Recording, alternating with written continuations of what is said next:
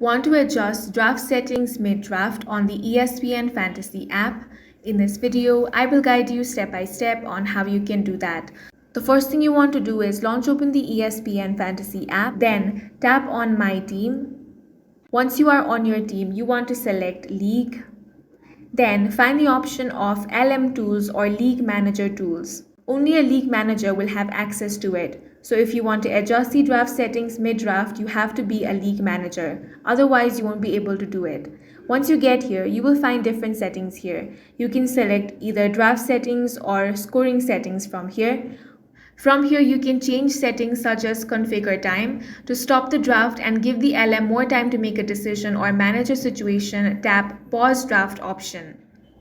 In this way, you can easily adjust draft settings mid-draft. If you found this video useful, make sure to hit the like button and subscribe for more videos like this.